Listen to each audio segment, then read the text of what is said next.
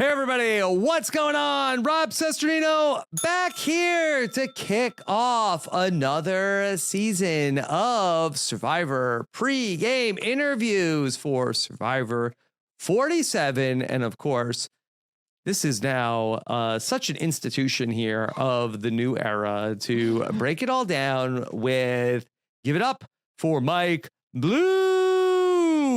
Yes, I love getting to do this, and I love especially talking about Lavo today. And we've got a lot to talk about in this particular match. Yes. Okay. So today we are going to be beginning the first of our 9 days in a row, listening to and then talking about the 18 Survivor contestants. 2-a-days coming up today. We'll be talking about a woman that is named. Is it? Do I pronounce this? Aysha? Asia, like the continent. Aysha Welch and Genevieve will be talking about here today on this episode of the podcast. Two interesting women. Looking forward to talking about both of them. Of course, to hear all of our pre-season interviews that Mike recorded with the players. You can hear that in our Survivor podcast feed and the Rob Has a Podcast main feed. You could find them both at robhasawebsite.com/subscribe and then also watch them on our YouTube channel at robhasawebsite.com/YouTube. Mike, this time the players were in Fiji, but you were talking to them remotely.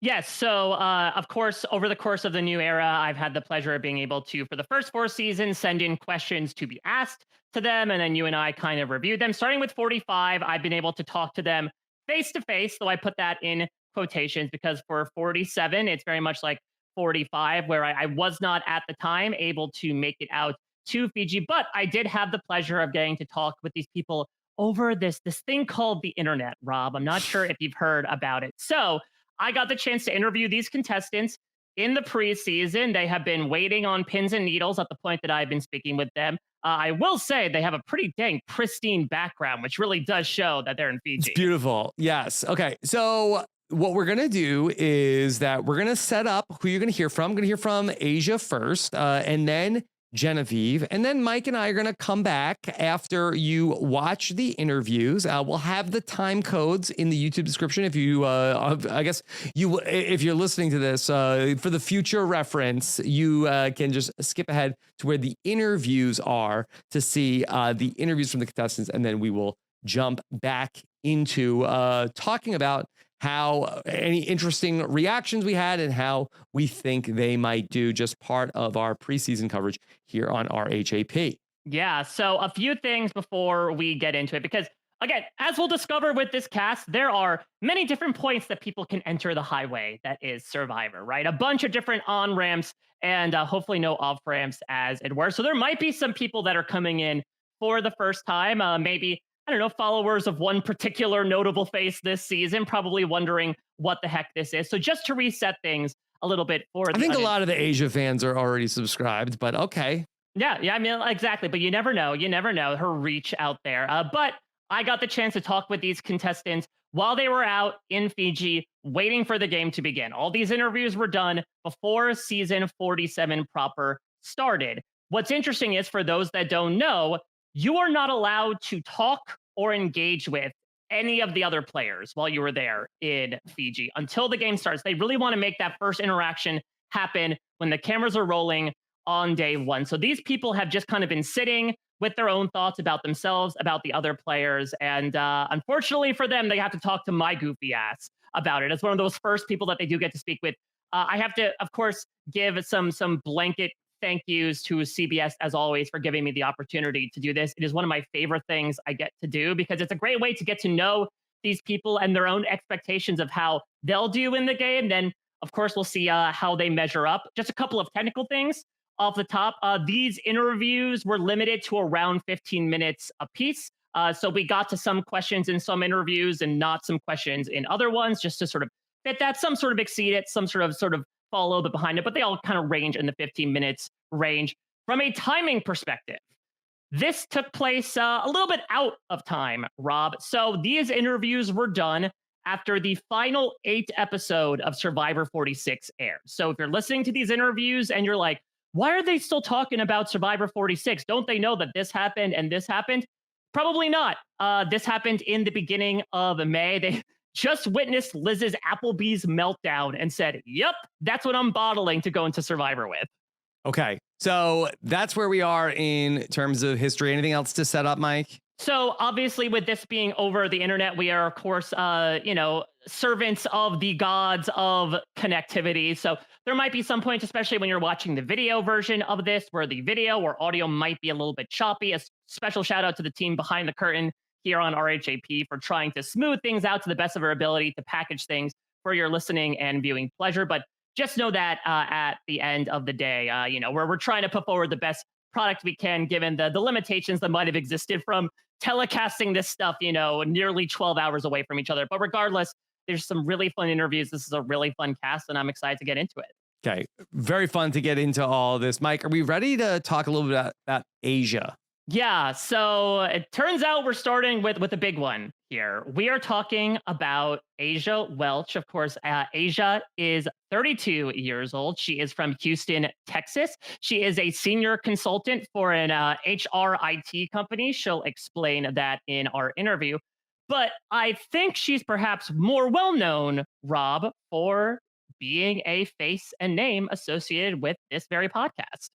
Yeah, so Aysha became a part of the RHAP podcasting team back in 2020. We put out a big search to add podcasting talent to our ranks here at RHAP. Aysha was a standout then. She hit the ground running, becoming a Big Brother podcaster very early on. She came to me and said, hey, we need to start covering Married at First Sight on RHAP. Wasn't a show that I was super familiar with. I remember the first podcast I did with her about it. We went on to start what was originally a Married at First Sight RHAP up. That's now the Love at First Sight feed. And Aysha and Jason Reed have built a nice little community of their own around the fans of that show. Aysha also podcasts about Love is Blind here on RHAP with Mary Witkowski. Back in Survivor 41, we also instituted a little thing called the Survivor Podcaster Draft. And she was one of 6 people who was drafting players before the season. We will have the draft return for Survivor 47, where very oddly, Aysha will be drafted and not drafting in Survivor 47. And so be on the lookout for that. I think that was going to come up a little bit in the interview. But Mike, I just want to assuage any concerns that people might have about any impropriety in the podcasting space, about that there could be any sort of favoritism around Aysha. And I look forward to the challenge of being able to have the opportunity to talk about someone that I consider to be a friend and a colleague, but also be able to talk about their game squarely as if they were any other contestant on the show. I think it is a challenge that I am up for. I have known many people who have come through the Survivor experience and have, I feel like, been able to fairly and plainly be able to describe everybody's games. And I feel like that I am uniquely qualified to be able to do this all season long. I was going to say, yeah, as someone who has been through the process there, not even once, but twice, and getting to digest from very different perspectives how your game is perceived. Yeah, it's really interesting because, to your point, we certainly have had people who are friendly with the podcast, including a couple of other people from this season, come through. And, you certainly have sort of negotiated those relationships as well. But this is really a rarity. This is far and away the closest we have had someone within the RHAP network on one of these shows. And I think it is going to be an interesting test of, as we've been talking about a lot, especially with social media discourse, truly separating conversation from the character we see on television versus the person they actually are when we're not watching them for, 90 minutes a week. All right, Mike, without any further ado, are we ready to hear from Aysha? Yes, it is still truly surreal, even watching this interview back for the umpteenth time. And you can see my surreality in the moment almost immediately as well. Okay. All right. Mike, I'll let you take it away. First question I have for you is, what the hell? What are you doing there? Oh my God, Aysha. It's just like, what? I just, yeah, one thing led to another, I decided to apply and here I am. That's putting it mildly. I mean, we're going to get into all that, but for those who are not in the know, let's get the basic introduction out of you. Let's get your name, your age, where you're from, occupation. Okay. So I'm Aysha Welch, and that's Asia like the continent, because constantly when people see the spelling of my name, I get every variation but Asia. Well, be prepared. I'm assuming that's going to continue in this game. I know. I am 32 years old. I live in Houston, Texas, and I am a senior consultant at like an HR IT company. Okay, interesting. Are you more on the HR side or more on the IT side? Because I More imagine on those are the very. IT side. I know, more on the IT side. Like I constantly get people are like, "Oh, so you hire and fire people?" I'm like, no, no, no, no. When people need to hire and fire people, but they can't figure out how to do it in the system, that's when they come to us and are like, "Hey, I tried to hire somebody, but it's not working properly." So I'm like, "Oh, let me go look at the configuration and let me figure it out." So it's a lot of problem solving. So I'm constantly problem solving every single day, which is why I've been in this career for 11 years, which is just what blows my mind. But yeah, I love it because, it pays the bills. Well, listen, we're talking about a career change that could also pay a very large bill at the end of the day. Let's talk about. I mean, listen, again, people who follow you know that you are a fan of Survivor, but let's go in depth about, your history and also what brought you from fan and content creator, podcaster to actually applying and being on the show. Yeah. So, well, Mike, I'm still trying to get over looking at you right now. I'm just, it's still blowing my mind. I'm Right? so happy. But yes. Okay. So I've been watching Survivor since I was 12 years old. And it was something like my mom watched since day one. And then at 12, I was like, watching, and she put me on. And so then me, my brother, her, and my dad, we would always watch. And it just became one of those things. It's a family event, like, first Thursdays, and, then it turned into Wednesdays. Like you were watching Survivor every week. Couldn't wait. And so for me growing up, I was like, Survivor looks so hard. Like who wants to go outside and like literally I've never been camping. I've never done anything that has made me live outside. I mean, I didn't even grow up going to like summer camps or anything like that. I was inside. Okay. And so for me, Survivor always seemed so, so, so, so hard. But now that I'm 32 years old, I'm at this point in my life where like I have everything in a really good place. I have 2 dogs that I love and adore. I have a beautiful home that I bought for us. Like I'm in a great place in my career. I'm at that point where I'm like, there was so long I was like, okay, what's the next level? What's the next level? And I'm finally at a point where I'm like, I'm coasting. I'm in a really great place, right? And then I get to have my creative outlet with podcasting. That's really fun. And so then I was just like, you know what? And I'm in a place where I feel like I really know myself more than I ever have. And I said, you know what? Let me apply and see what happens. What's the worst that can happen? I don't hear back, right? But then I kept hearing back and I kept hearing back and I kept hearing back. And I was like, what? How is this happening? I'm so confused how this is happening. And so I was just like on cloud nine throughout the entire casting process. And now I'm actually in Fiji and it still hasn't hit. I'm still on cloud nine. I wake up every morning like, okay, pinching myself because I'm in Fiji, So I'm like, when is it going to hit me? I'm probably when my toes are in the sand and I'm seeing Jeff that I'll just be like, I'm playing the game of Survivor. But right now it still feels like I'm dreaming.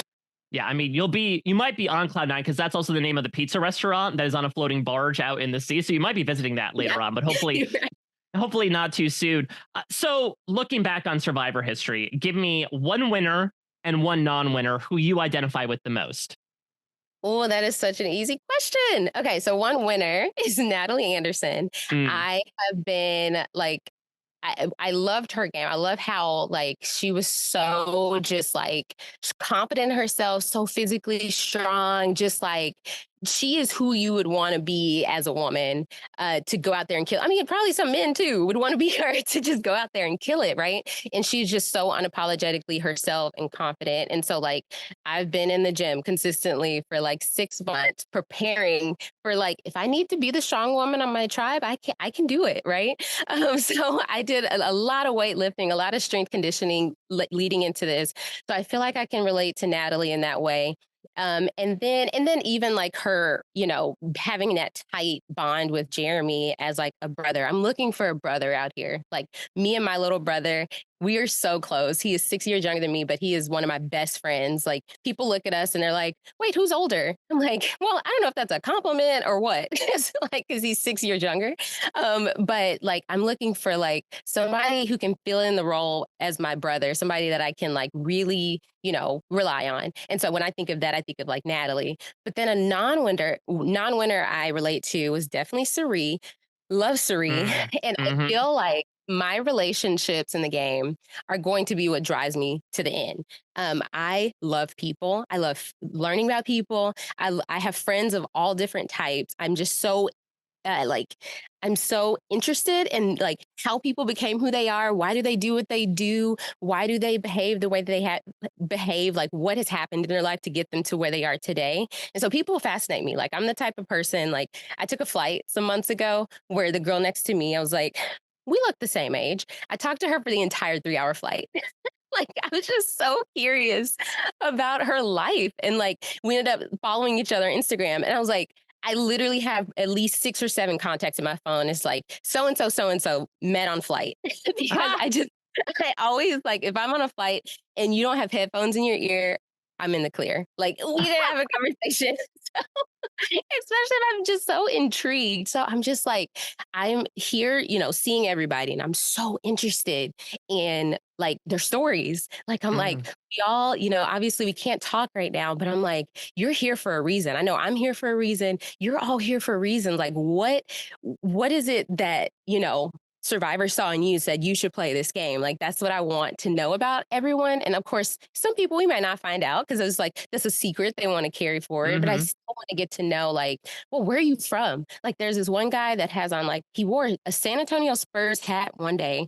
Today he's wearing Oklahoma sweatshirt. So I'm like, where are you from? Like, I don't know. Are you from Texas or are you from Oklahoma? Like, I don't understand. Watch, he be from like New York or something. And so I'm so curious about learning about people. And then also I want it to be genuine. Like, I feel like that's something that Suri was able to do masterfully, was connect with people on a genuine level, because I want them to feel like it's not my strategy. Because I am smart. What I do for a living, it requires a certain level of intelligence. And I am a physical, I believe that I would be a physical threat. Um, because I played basketball my entire life. Mm. I love like, I can lift pretty heavy.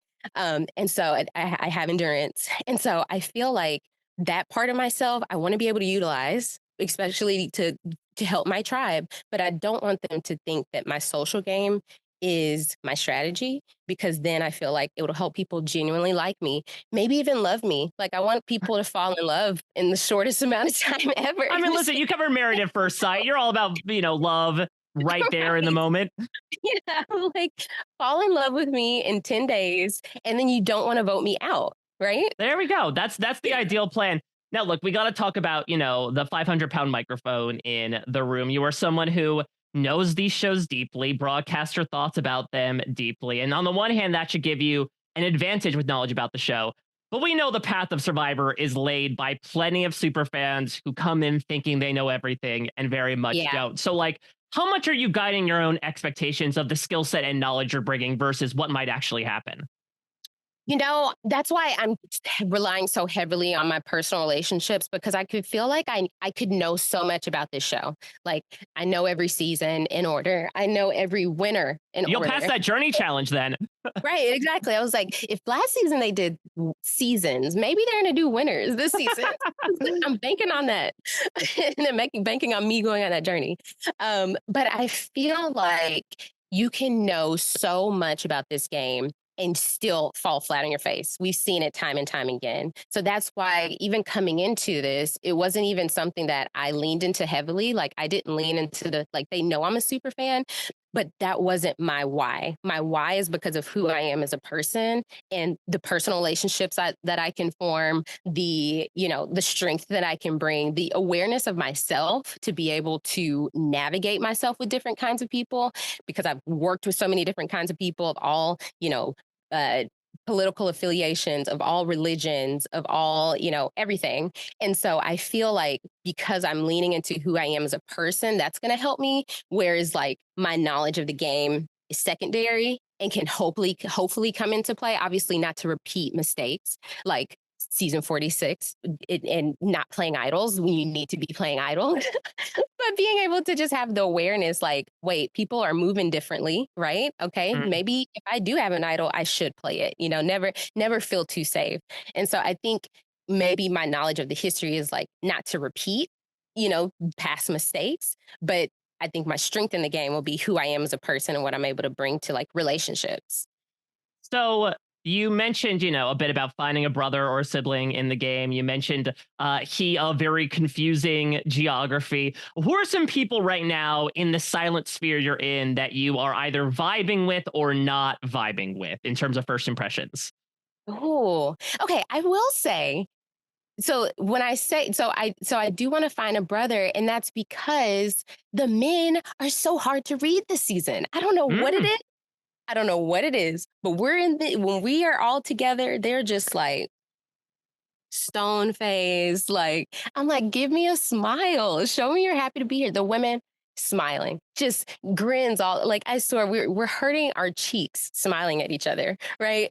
And so I'm like, okay, this is positive vibes. Certain people like within the guys, I'm just like, I know it's gonna be a challenge. So that's what makes me want to engage and Ooh, playing create a hard to relationship. get. Yeah, even more. I'm like, I see you don't want it. So that's why I'm gonna want it for you. I want you to be like, wow, this girl, I did not think we were gonna have a connection, but I don't know. That's just that has been my strength in life is just like, no matter the differences, we're gonna find a connection in some way, some shape or form. And the other thing that I was concerned about, obviously, my relation to RHAP, who would recognize me, right? So obviously, I know that some people have recognized me. One person in particular, I do know has recognized me, just the look on his face. And then obviously, there's another person. Well, I guess not obviously, but there's another person, KP. I feel like because he like looks at me like when we first saw each other, he looked at me in a way that felt like, do I know you? But I know I don't Mm. know him from somewhere, right? And so, yeah, that's one thing that's going to be interesting to see if that plays a part in just like our love for RHAP. Are we going to have a connection? Are you going to think just because I do the draft that I'm a threat, which shouldn't be the case? So I want to be able to form connections so they know, like, look, it's a hobby. That's not anything that's threatening. Please, I, this is that's like this is all of our first time playing Survivor. We have no idea what we're about to face. We have no idea what Jeff and Survivor is going to throw at us. And so it's just like we have to navigate that. We have to be ready for the unknown, be adaptable. And we're all doing that. No one is on any kind of like different playing field just because they talk too much about something. Mm. What is your most controversial Survivor opinion? Give me your Survivor hot take. I know you got one. Oh, okay. So I feel like people are hard on the wacky phrases from season 41 and 42. Bring them back, okay? Okay. I feel like there's so much you could do with it. Like Matt chats are a thing, right? So do something that like maybe Jeff isn't aware of. Like make Jeff laugh. Make Jeff belly laugh, And if you have the ability to do that, next time you go cast a vote, you have an extra vote, or you have an idol, or something, or call someone out on a different tribe. Yeah, that's risky, right? But it's going to be a big payoff if you can get an idol. So Are it's like you're basically asking for like Team America to come in Survivor form of like do these secret tasks? right. I want these things like I need people to be able to say a thing, right, at the mat chats and then get a reward from it. That's why I really like the wacky phrases. Like obviously what they had, the bunny rabbit, and that's too obvious. Do something that someone, several, say something that people will remember. Like imagine if Jelinski was able to get something from that. That had a lasting impact. Like we're on a Survivor 40 several. So like imagine. I think there's so much you could do with it, and they should just revisit that. Last question. You know what I'm going to ask? If you could pick a celebrity or a fictional character to come out for a loved one's visit, who you bringing? Thought a lot about this. And it is definitely, it definitely has to do with what I feel like I'm going to need. So I'm a person that believes a day without laughter is a day wasted. I've hung on to that quote from wherever I saw it for years. Because I'm just like, I love laughing, and I love like when I can find something that makes someone else laugh, oh, I'm sticking to it. Like that's my thing, right? And so I think I have two people that just always make me laugh. Issa Rae, the creator of Insecure, Yes. and Quinta Brunson, the creator of Abbott Elementary.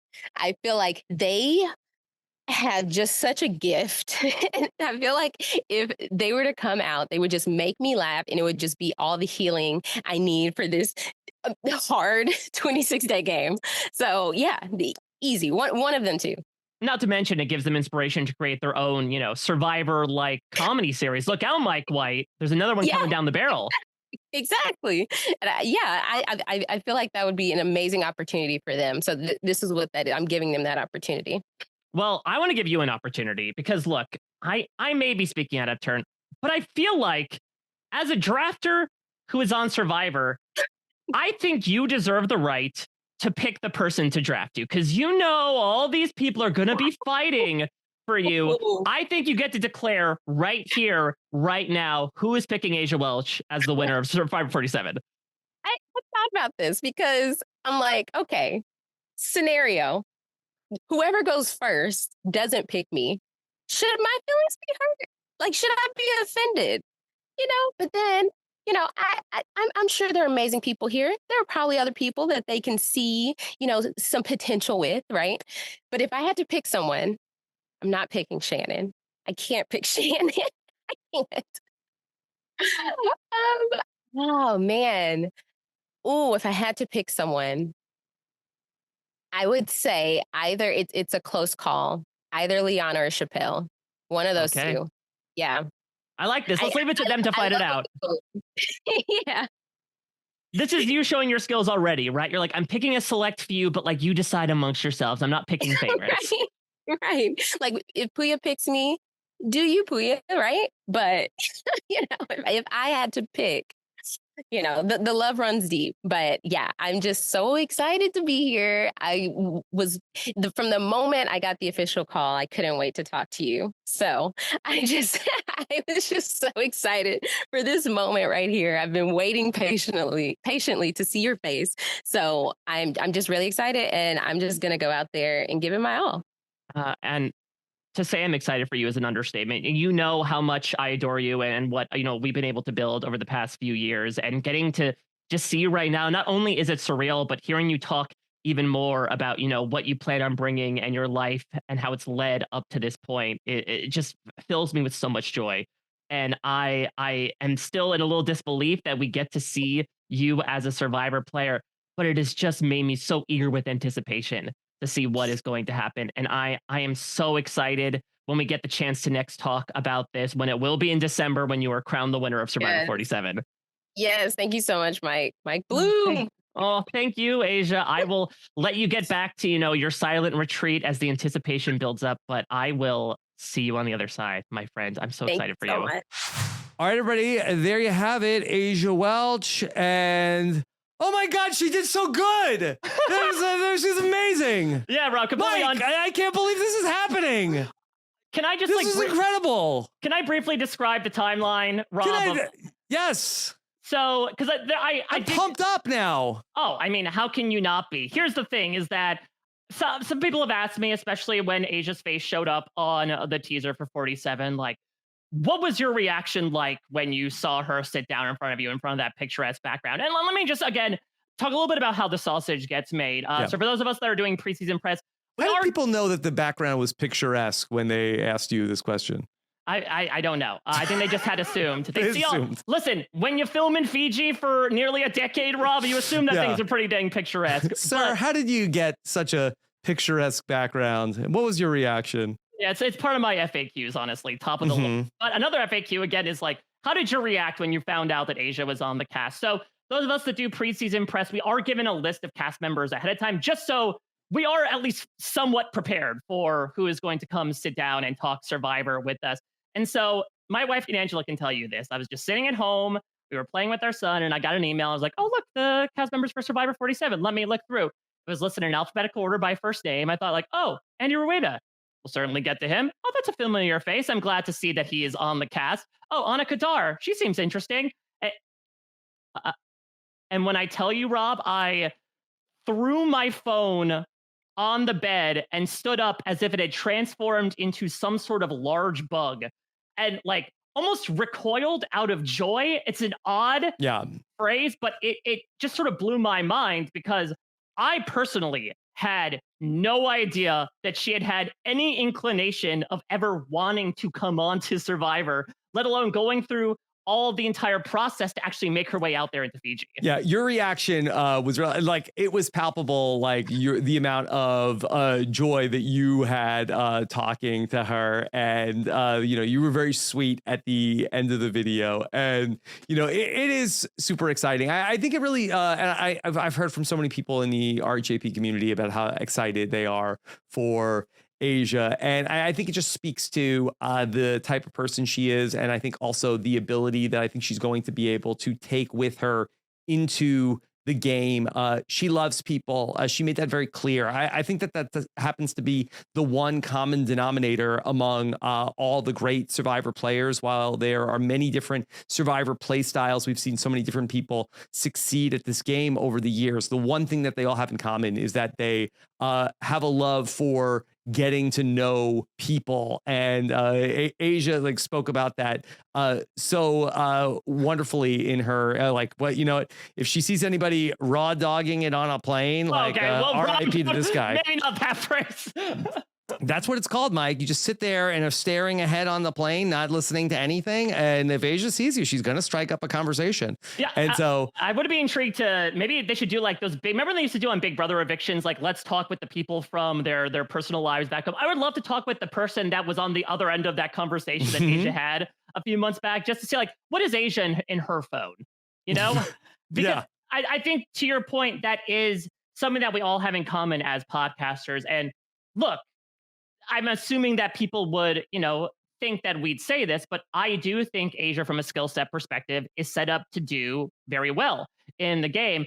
And I think it's because, and we'll certainly get into this with the cast, Rob, this is an interesting cast that is full of a lot of surprisingly broadcasty personalities. She does not necessarily feel, big in OTT in a way that some podcasters might.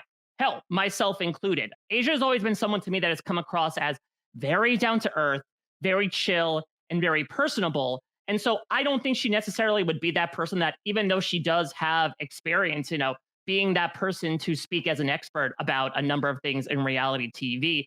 As she talked about in my interview, she's not necessarily looking to be that person that will always have something to say at all times. Yeah, I think she's really going to lean on that. I think that that's really the right way to go. I think that she seemed to have struck a right balance between knowledge of the show, but also not necessarily counting on that, banking on that super fan background to be able to carry her. I think that she has all of the skill sets that you would want in a Survivor player for all the different facets of the game. I think she's smart. She's strong. She's super social. I think that she could be very deadly in this game. I think that, she is somebody who seems accomplished in their career. So I think that she has some strong instincts in terms of how to move herself forward. The one thing that is a concern for me is that, how many people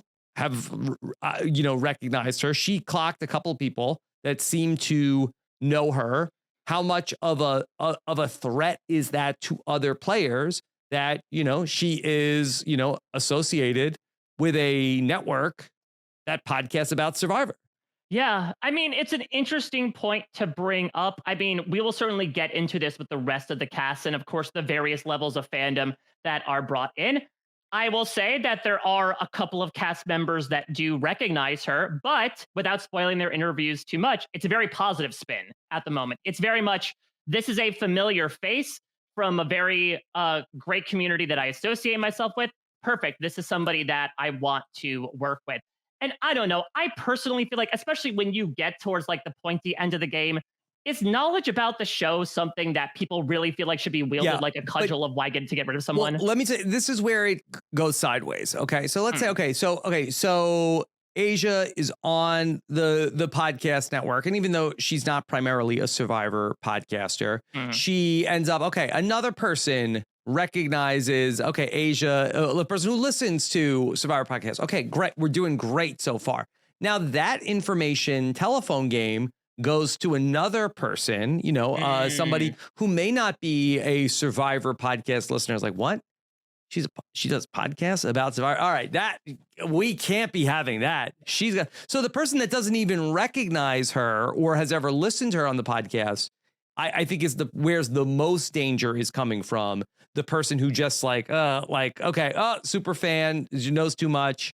Now she's a threat because of that. Yeah, I mean, that's an interesting perspective. I mean, the way that she sort of presented the argument to me was not unlike the way Bruce talked to me in Survivor 45 when I asked him, like, oh, what advantage will you have over the other contestants? He says, I'm trying to put forward the argument of once those 11 hours pass on day one, we're all in the same boat. And Aysha's trying to do the same thing as well. Like, I've talked about the show, but we're all experiencing it for the first time. That being said, we saw this as recently as Q targeting someone for their favorite player. You could come up with any reason A to Z to go after somebody. I personally think the dangers that Aysha could face is less about what she's affiliated with off camera and just more so for who she is on camera. I'm really intrigued, Rob, about how are these players going to approach this season, having seen all of 45 and most of 46, and in particular, watching someone like D in 45. Of course, they don't know that Kenzie had won 46, which is this like mermaid dragon, right? The super social,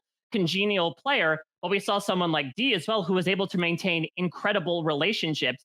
Do people have the DDAR, the Ray D, if you will, where they're going to be looking at someone like Aysha, who is very good socially, has strategic acumen, apparently very, very good in challenges as well, obviously has been physical her entire life. And are their ears going to be more perked up to eyeballing someone like that than they did back in Survivor 45?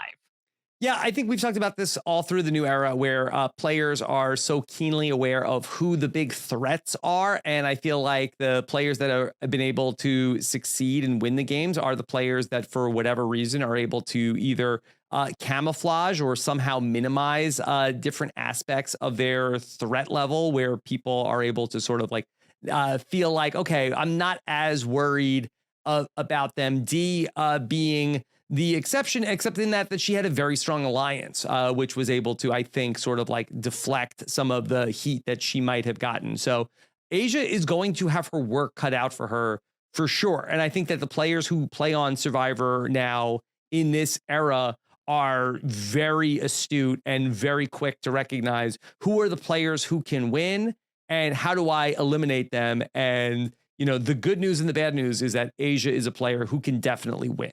Yeah, I think the good news for Aysha is that barring any unforeseen circumstances, I think she'll do okay in the pre-merge. I do think from a physical standpoint, she is the strongest woman on her tribe. And listen, depending on how the weight challenges shake out and depending how weight-based there are, she might be perceived as a big asset there, which should protect her.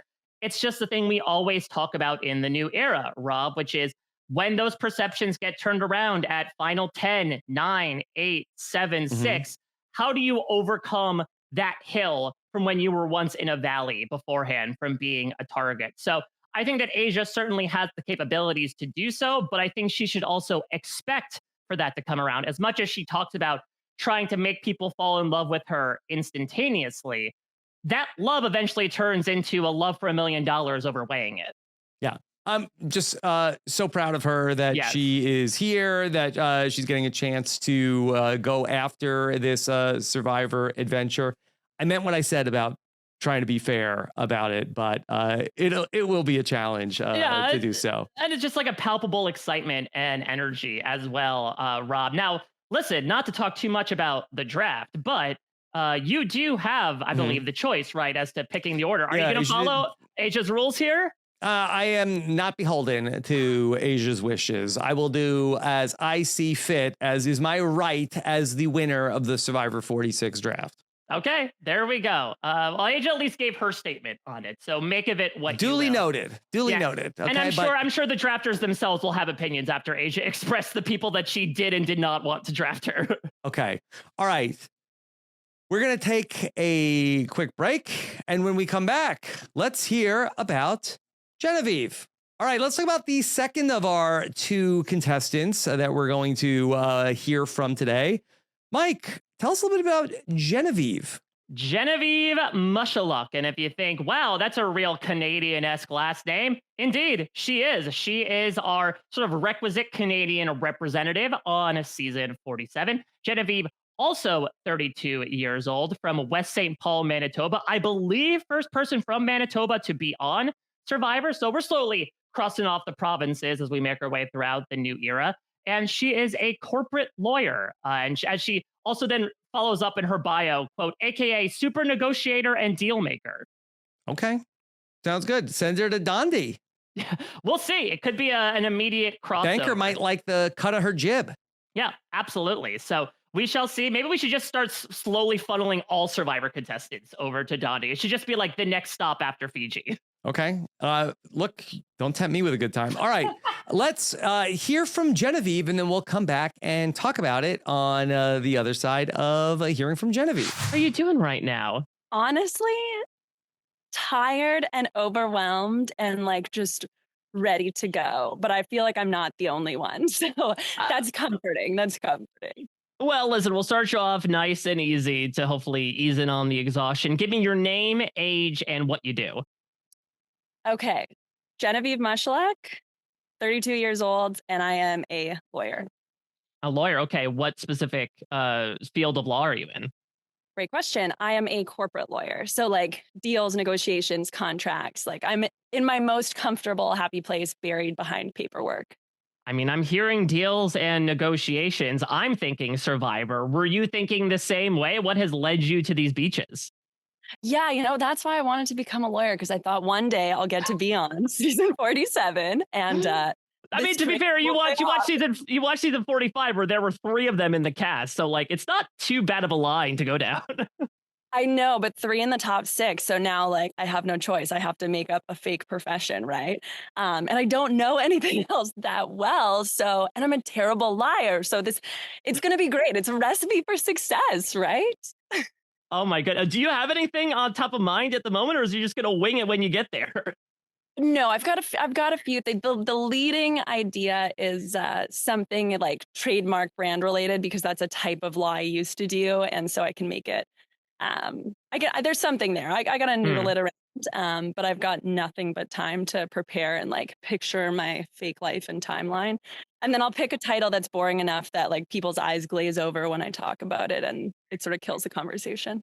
Let's talk about what brings you to put your trademark on the game, as it were. What's your history with watching Survivor, and what made you decide that this was the game you wanted to play? So I have been watching since I was a young child. I definitely cannot accept the title of super fan, because I don't have this all like committed to memory, but I've watched for a long time and like casually enjoyed the show. What made me want to apply was when I started watching, I was like a very overconfident young woman, watched and of course was like, oh, I could totally do that. Like 11-year-old me looking at the screen being like, I could win this. I'd be so amazing at those challenges. Of course, like I don't eat fish. I don't camp. I was like not athletic at all, but like this totally unearned sense of confidence if I could do that. And I got older, but never really lost that. So I applied the night that Canadians could first apply. And so it's been a long time coming. And each year I'd get a little bit closer and then rejected, a little bit closer and rejected. But this year I'm out here, unless like Jeff's going to be like, oh, sorry, wrong Genevieve, and take me out last minute. But yes, so Well, that's why. I will test the scope of your fandom here. Can you give me one Survivor winner and one non-winner who you identify with the most? Okay. Yes. For a winner, I identify with the most. Let's go with Marianne. New era. So Marianne, because when I get out there, I'm going to be like buzzing and smiling so big and not able to control my excitement. Right. I No, know you wrote in your little blurb here, you said that you're like a kid at heart, basically, that you have the energy of a 7-year-old. yeah, I've got a lot. I'm a bubbly, bouncy person. Even when I'm sleep deprived, I'm like constantly going at a million miles a minute. So I got to try and contain that and not like rub people the wrong way with it. But to answer your original question, okay, non-winner I identify with the most, I would say like a mix of Chrissy and then Lindsay from 42. Hmm. Depends on the day. I'm a very mood-driven person, so like you never know. Yeah, that's Never interesting. oh, yeah. I saw that as well, that, you talked about how you gave a couple new era players in your bio, like between Dee and Sydney, basically saying, like, I could see my game going either way. Is it as simple as, like, catch me in the right time, in the right place? I might be two different people. Uh, yeah, catch me before or after a meal, before or after a bad sleep. Well, I got bad news for you when it comes to Survivor. I know it's going to be great. But yeah, and that's such a good point. There are so many women that I could draw from. And actually, there you go. I should have said Dee and Sydney because that answers your last question too, right? But there's so many good ones to choose from. But no, I think I'm gonna control it and just vibe with everybody else that's out here. Everyone seems really cool, which you know I think they'll be even cooler when they vote for me to win $1 million, and we'll all be friends. What do you think is one life experience that has prepared you most for this game? Okay, I would go back to like so picture a giant table and like a big Ukrainian family sitting around it, and like not just immediate family, relatives, cousins, grandparents. And when we were young growing up, like that was every holiday or just like, a Monday, any excuse to get together with the whole family. And so from an early age, I was talking to my cousins, my parents, my grandparents, my wacky aunt, my crazy uncle, and like you just learn to speak to people of all ages with all different interests. And like growing up that way helped me develop a natural interest in everybody, no matter how different or similar they are to myself. And I think that'll help me. I hope. What Well, what do you think is your biggest superpower and your biggest piece of kryptonite that you are bringing from your life into this game? Okay. My biggest superpower would be if I sense somebody else is struggling or more nervous than I am, I can put aside the way I'm feeling and engage with them, help them, give them the Mm. care that they need, which in turn helps me, right? If you were more nervous than I am, I would be like, it's okay, relax. And then I would be zen here, but that's not the situation. So I think being able to sort of assess what people might need and fill that need will really help me. And that's my biggest power. My biggest kryptonite would be like all the yucky things out here. I'm really, I'm the type of person, like if I see a spider in my house, I'm like, Mark, my husband, like, can you come get this? If he's not home, I'm fully capable. I'll grab a piece of paper towel or a shoe and kill it. But like if there's someone else around me who can help, I will often take them up on that, which so yeah, the yucky things are going to make me a little uncomfortable, but I have it in me to deal with them. I would just prefer not to. Well, to that point, I mean, you talked before about how, you were watching it back in the day and you were saying, oh, yeah, I'd love to do this, even though this is something that is very much out of my wheelhouse. Once you found out you were coming out here, what was your preparation like to get in survivor shape, as it were? So lots. I would say I haven't had like any caffeine for like 45 days. Which Sounds like you don't need it. I know, right? Can you imagine me after an espresso martini? Like it's fun, but it's a lot. Um, so I did that. I was working out like I was not grip strength training for 2 years, unfortunately. That one slipped by me, but I was working out, trying to like eat healthier things, cut out like you know, all the Kit Kats that I would have if I am PMSing or like had a bad day. I tried to like be like, well, you won't have that out there, Genevieve. But unfortunately, one of my friends told me about this amazing video game like 3 weeks before coming out here that I like started, and then it like really derailed some of my Survivor prep. So I meant to like practice making fire with flint a little more and research how to build a bamboo shelter. But instead I played Baldur's Gate for like 40 hours. I was about to say if it was Baldur's Gate. I mean, listen, you can craft in Baldur's Gate. It just isn't as applicable. Yes, exactly. I feel like I'll have way less items out here, but I will be looting everyone that I can. Well, let's talk about perhaps some of the people that will make up your party or the aforementioned people that you will loot. Because you said that everyone's super nice out here, but I'm sure you're picking up vibes from specific people. Who are some individuals that you are thinking, best case scenario, like I want to end up on a beach with you. You could be a possible ride or die. Okay. There is an older woman with like beautiful long blonde hair, and she's clearly very fit. And her and I both like drank our welcome drink excessively quickly and like made eyes at each other. And I was like, yes, you. So I would really love to work with her. Who else? There's a man with sort of short curly hair that every time he like does a lap around the pool, he gives me eyes and a smile, and I give him a smile, and he's also up in the middle of the night, like he's a bad sleeper just like me. So those are two people that like stick out on my radar as people that I will get along really well with. Was there also a part two? Did you want me to say who I don't want? Oh, you read me offer that. loud and clear. Absolutely. Objection, leading the witness. Oh, you're good. You're hired. Do you want to trade jobs? I'll be the trademark, insert the blank here. But yeah, give me some people that you're sussing out a little bit. Okay, there's one man with long curly hair who like avoids making eye contact with me like the plague. And I'm if you can imagine, I can't sit still for like 8 hours as they have us sequestered. So I also do laps around the pool like a hamster on a wheel. And every time I'm like trying to catch him, he's like this, like he'll turn to stone if he looks at my eyes. So he's on my radar, but I don't know, maybe he'll be the nicest person ever and I'll have a terrible read. When you talk to him, like, see, does he look at you? Maybe it's just me.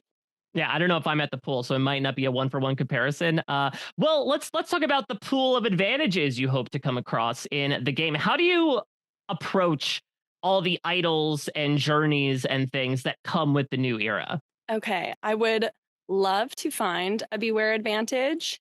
TBD if I will open it.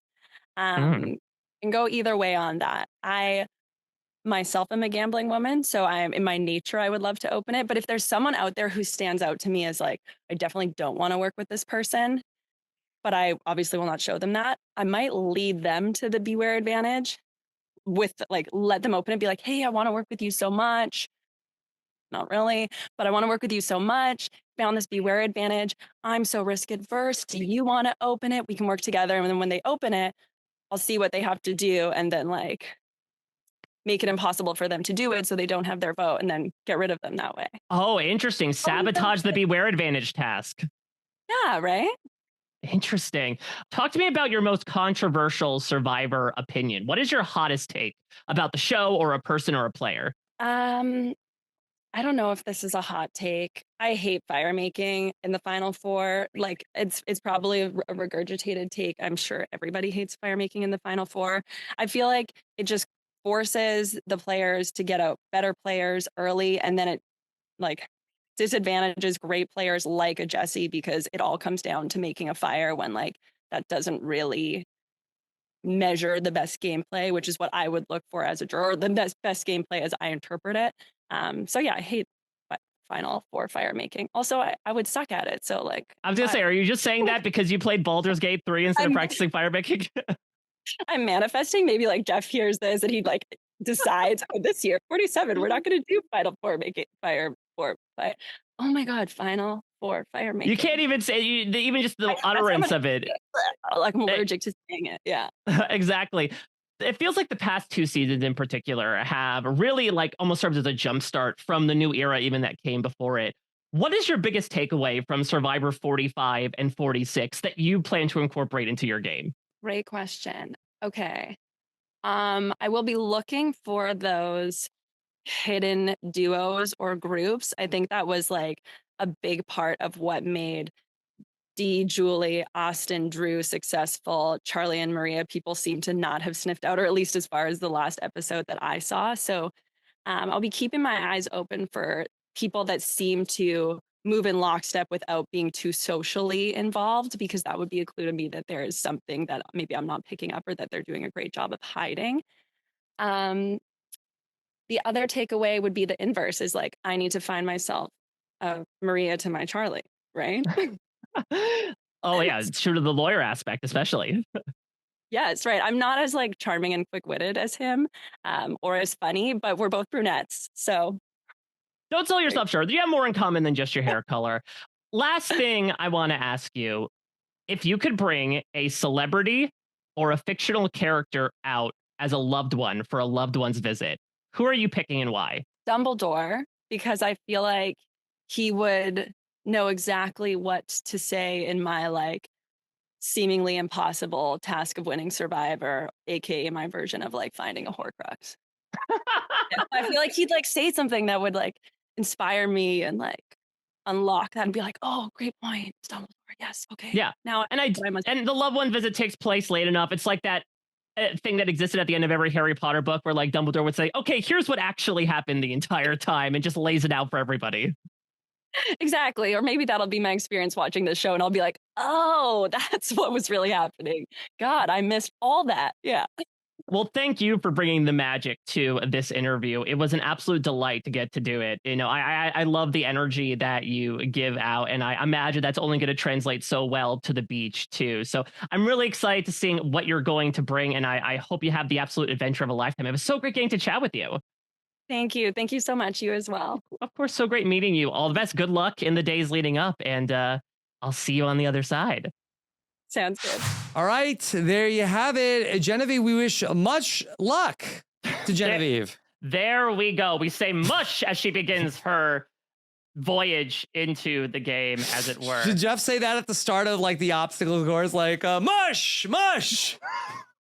I think then the discourse about like, is Survivor treating their contestants like animals would really hit Jeff. its peak. Spicy Jeff.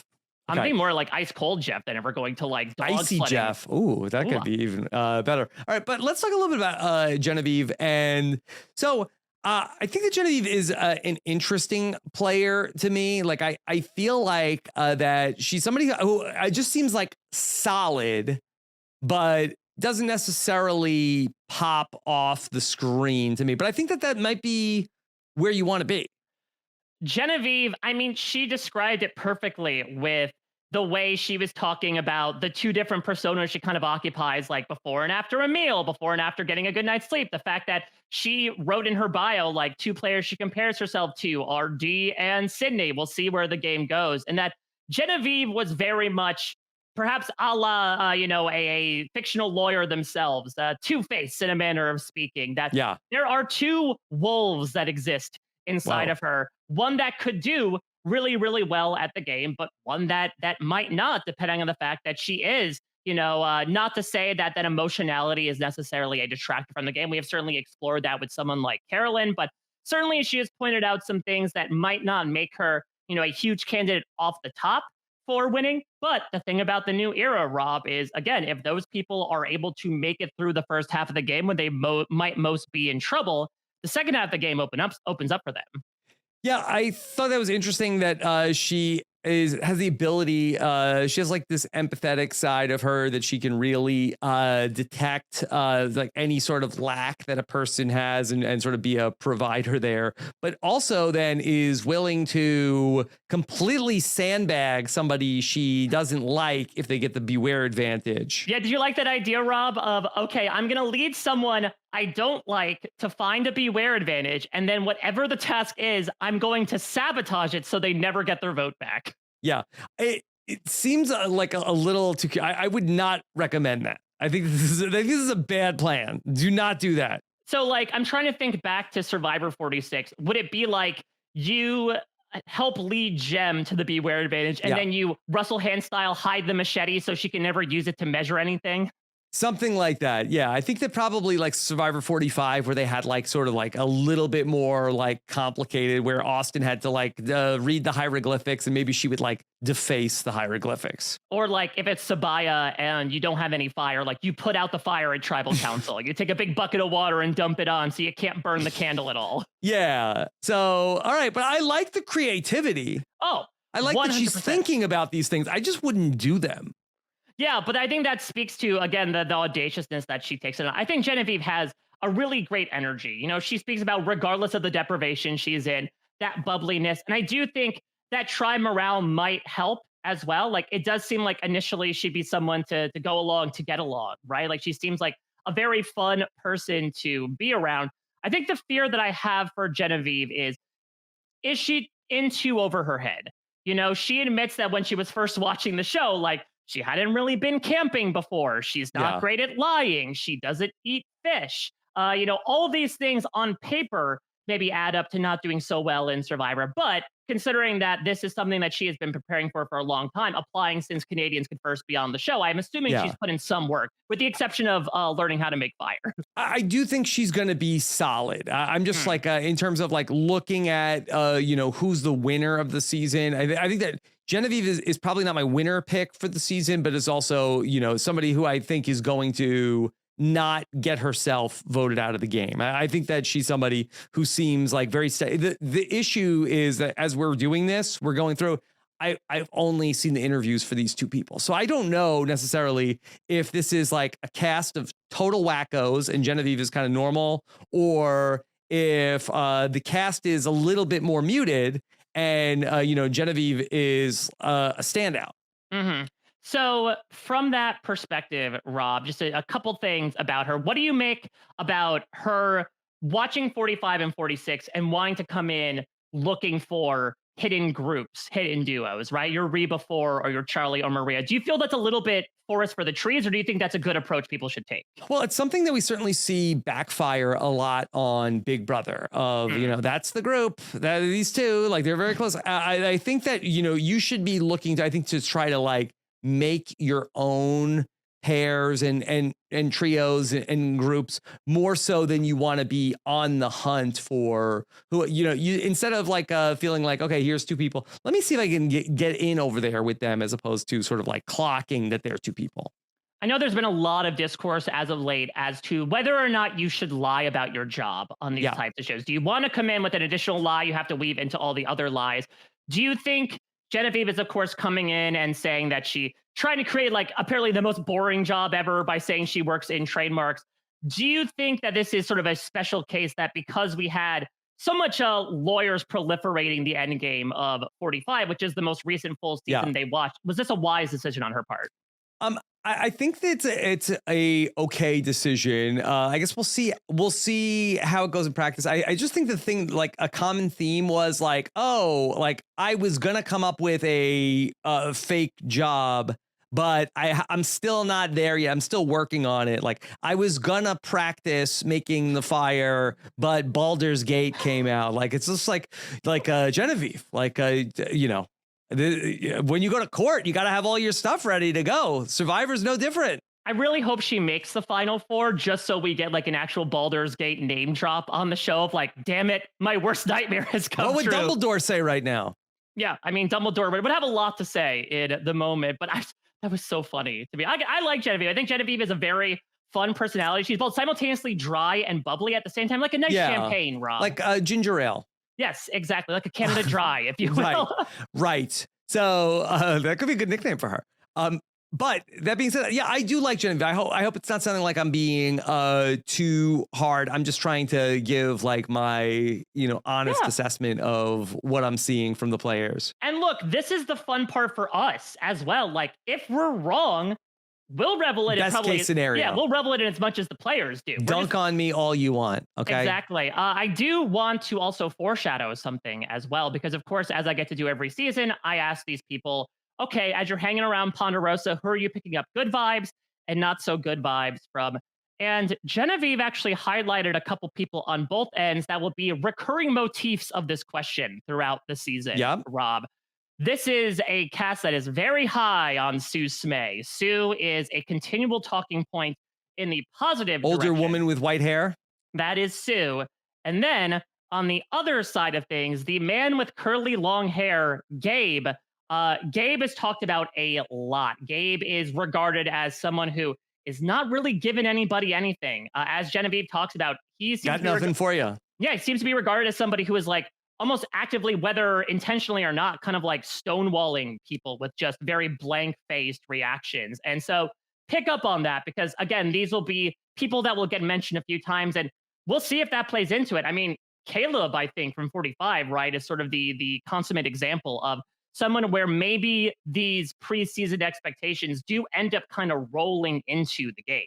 Okay. We'll keep an eye on that. I love it when the fans like make a matrix of like who's liking who so far. And I know in Survivor 46, like it also, you mentioned Caleb, but like a lot of the preseason, okay, this person likes this person, like the 46 stuff really did track. Yeah, there was a lot of like Kevin Soda and Liz stuff, and then obviously that ends up fracturing apart at the mid-merge. I mean, here's the thing, especially when you're separated into 3 tribes and we don't know if there's a swap, but like it's very much based on those first impressions. But to start, like that's really where it's instructive. It's not like, oh, that's going to be a final 2 because but if they're like on the same tribe or they go on a journey together, like that's where it's like, okay, there's like a little bit of a head start. Yeah, I mean, we saw that with Hunter and Q, right? They both clocked each other as being from Mississippi. And so when they got to that journey and formed the 6th, one of the most dominant alliances in Survivor history, it was debatable. Kismet. Yeah. Okay. All right, Mike, anything else you want to say about Genevieve today? No, I think it's a great start to this tribe. And I'm excited, especially as you get to know Lavo more. And certainly by the end of it, we can kind of piece together what we anticipate the dynamic to be. I think even looking at these two, I do see Aysha and Genevieve getting along. I think that, again, these are 2 good personalities. I think they're both energetic enough personalities. Easygoing. Yeah, they can certainly feed into each other, but we'll sort of mix in these other 4 ingredients into the Lavo cake, if you will, and see what spills out. Okay. All right. Mike, what's coming up tomorrow? So tomorrow we had talked about 2 women on Lavo, and now it's all about playing with the boys, as we are going to talk to Kishan and Rome on Lavo. Okay. All right. Looking forward to that. Of course, we are always looking forward to reading your comments as well. So we love to get your feedback here. And here every day for the next 9 days, you will see our videos. So make sure you hit that subscribe button. Mike, for you? Yeah, so I am doing written versions of these interviews over at parade.com, though, to diversify it a little bit. I am not starting with this tribe. I actually started with Gata, which is the yellow tribe. So right now you can check out my interviews with Andy and Annika. And then tomorrow, it'll be the John Lovett interview as well. So be sure to check that out over at parade.com. Okay. All right. And then, of course, we have so much more waiting for you at robbinswebsite.com/patron, where you can become a patron of Robbins Podcast, help support this podcast, this community. Every week during the Survivor season, I am taking your calls on Friday. We have a great time answering all of your Survivor questions, plus so much more. First access to our live show tickets and everything else that we have going on over on Patreon at robbinswebsite.com/patron. Thank you for joining us. Take care, everybody. Have a good one. Bye.